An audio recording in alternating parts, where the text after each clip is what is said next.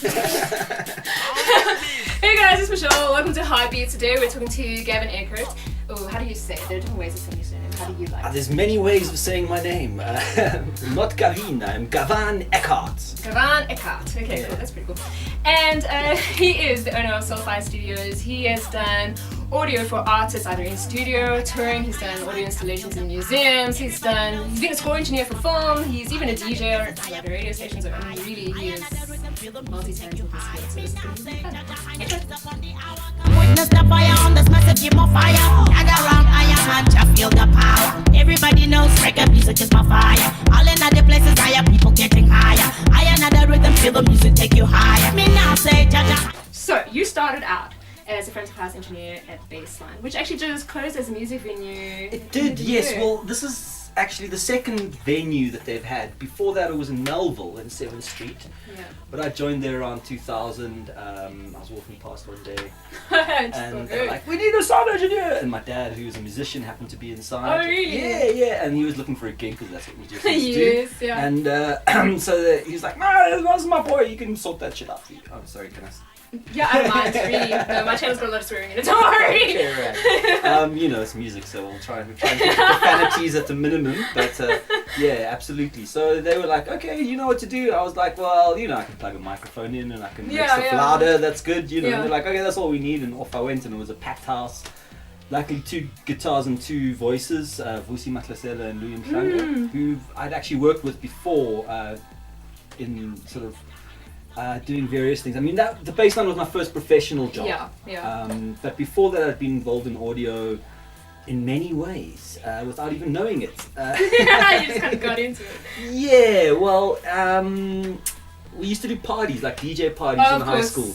Yeah, so, I mean, like early 90s is kind of where the house music and the sort of DJ culture and even the hip-hop culture all came to the fore, and there was this sort of change from live played music to program music and electronic music that was sort of electronic music of the 80s probably is not worth mentioning, so well,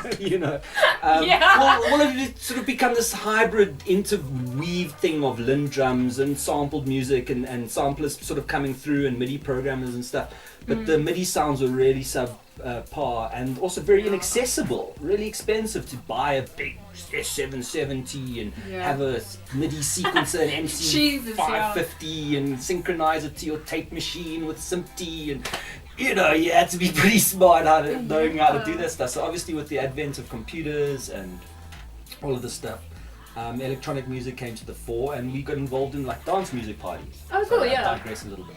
No, it's okay.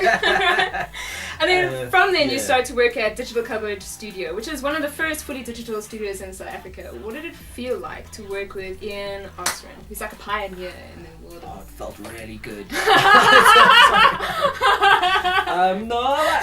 I've got the greatest respect for Ian. He's been one of the sort of front runners when it comes to independent music production facilities. As I said in the past, music production facilities, big studios had to have a big desk and a big tape machine and all the MIDI sequencing things.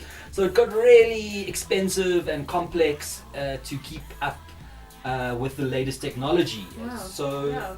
Then Ian was one of the first guys who, I think he's got an Atari with bars and pipes was the program that he was using. It's like a really cutting edge, the sort of first DAW system that you could actually run at home.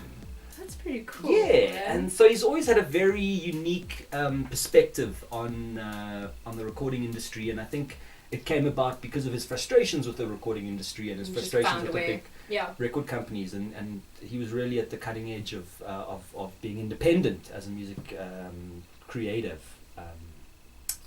Working with Ian was a really great experience, and I still work with him from time to time. Cool. We sort of have a community where we try and help each other out and work for each other and cover each other if there's overlaps and that sort of thing. So he's really been a great mentor, and of course working at the Digital Cupboard I got to work with some really amazing artists. So one of the first projects you worked on was Miriam Makeba's album Reflections. So did that lay some really good groundwork for your career? The thing with Miriam's album, which was really interesting, is that it was never intended to be done at the Digital Cupboard, and it was never intended to be done by me. It was always intended as a sort of one of the last big record company albums. In the olden days, you know, record companies had money. And In olden days. Long time ago.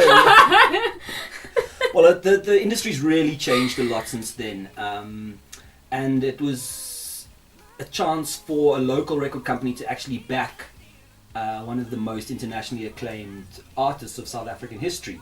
I suppose Miriam and Hugh are the two most internationally successful artists of the last century, I suppose, in the recording format of music.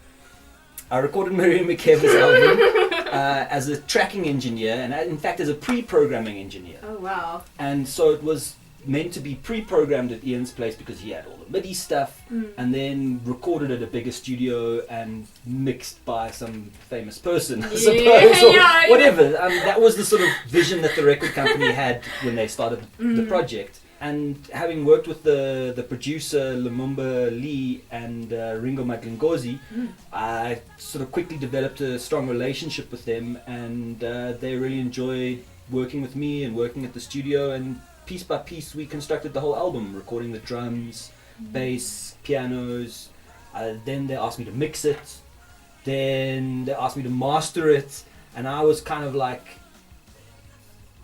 quite confident at the time, I suppose, which helped a lot. And I think we had a lot of time, and it worked for everyone because obviously it gave me a chance to really get into the process, work with experienced artists who then gave me their input, and I, you know, rolled with that and was in a way a lot more susceptible to producers' whims, which maybe was a good thing for the time. When you're starting out, yeah, you know, you need to really sit back and essentially assist the creative process. Be like their tool, because they can't do what you can do, so they need to get their vision across through your expertise, basically. Yeah, exactly. So, you know, also being involved in a production like that gives you a sense of how good it can be.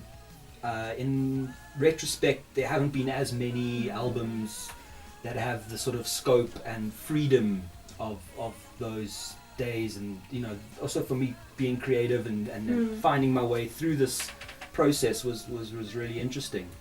But of course at the time you just think, yeah, wow, yeah, just go on, So, but no, I must say I did enjoy the process, and in retrospect it was really very important part of my creative growth. Yeah. And transitioning from a live engineer, which I'd been doing for 2 or 3 years at the time, into a studio engineer. Yeah, that's a whole different ballgame. And then also around about the same time, you met William Kentridge, who is an internationally renowned South African artist and director. And you really had like a long run with him, done all kinds of different projects with him. I mean, how did you guys meet? And I think initially it wasn't with William Kentridge, it was with a guy called Philip Miller. Oh yeah, the composer, yes. Yeah? Philip Miller's a fantastic composer and one of the most renowned film and television composers in South Africa, having done countless local series as well as many international feature and documentary films. So Philip was working on various projects. I think he was working with DV8 at the time quite a lot. We were doing Forgiveness and Max and Mona. The classical and the film and television aspect of the process didn't really appeal to Ian. So he sort of said, oh, well, I know you can work on this stuff, and he wrote me in. Philip Miller and I then got on really well, and we started working on various projects together, one of which was the 9 Films, which has changed its name a few times since then. But it was essentially a live performance of Philip's music on top of William's animated films, which were actually being projected on a full film projector in the Constitutional Hill. Jeepers, in the jail, yeah. So we spent like 2 weeks in the jail. That's a bit freaking fun, actually. Kind of spooky, but very spooky. I must say, Philip's projects often have some inherent challenges that keep one On your toes. on one's toes, yes, and inspired in a way, because you have to think outside the box. So it's not just a simple like, okay, mix the album, push up the faders, you know. Yeah, no, I know. You kind of like, okay, well, you know? Working with fine artists also allows you a bit more freedom in terms of deviating from the norm. Instead of installing a line array, maybe you build your own aluminium cone speakers from car speakers. Oh, what? Just because. Yeah. A lack of quality is a quality of its own, you know? Huh. I like that. Thinking outside the box, I like that. Okay, cool. Have you ever felt out of your depth and had to like really think out the box to find a solution? And that can be in any situation. Definitely been through some high pressure situations. I'd find generally recording orchestras is one of the most challenging things, because you've got so many people in one room. For example, recording the English Chamber Orchestra with Ladysmith Black Mambazo was quite a big learning curve for me. Yeah. And doing film scores with full orchestras is also requires a lot of preparation. It requires a large team to all be coordinated. You have to have all your scores printed, all your arrangements done, all your technical things, your computers must be up to spec. Also finding studios big enough and equipped enough is very difficult, because there isn't an industry that promotes the regular use of these kind of specialized things. For example, like recording film score orchestras is a very specific thing, and the studios that they use in Hollywood and Australia and various places in the world specifically for that. Are designed specifically for that. They've got the big screens, they've got the cue monitoring systems, they've got everything basically set up. The orchestra arrives, they play, they leave, they've got a wonderful film score. Whereas in South Africa there's a lot more challenge to that process. You know, you have to find a venue, you have to find all these music stands, you have to find cue systems that are going to work. I mean, even at our national broadcaster studios, I've had to bring in my own desks, my own snakes, my own microphones, my own cables, my own headphones, etc, etc. You know, you gotta be very portable. Yeah, you gotta be adaptable. You've got to be adaptable. So I kind of have worked on a bunch of reggae artists' albums over the years. I used to tour with Lucky Dube, and working with some of the production team, Jabu Spumbe, Tapele Homo, and a couple of other guys, Joel Klein of course, who are all established in the reggae sort of world to some extent as well. Yeah. So in fact, the first album I started working on at Ian's, that wasn't Miriam Makeba's album. That was the first album I finished at Ian. Oh right, okay. The first album that I started working on at Ian Osrin's studios in about 2000, 2001 was a guy called Hudson Zita. And in fact, I finished that album last year. What? Yes, 15 No years ways. later. And it had already been in production for 5 years before I got involved. So it can take 20 years to get an album. Those songs must be ingrained in your brain. Yeah, I don't speak Venda that well. I do enjoy the musical side of it. It was actually a great album, but I don't know how many people get to hear it. Oh, well, at least you've done it. Yeah, at least it got finished. Yeah. Hey guys, that was part 1. Stay tuned for part 2, where Gavan will be talking about his Soulfire studio, what it takes to set up your own studio, being a score engineer, and audio setup in theatre versus studio. Stay tuned, like, subscribe, comment, and have an awesome day. Gather round, I am man, feel the power. Everybody knows reggae music is my fire.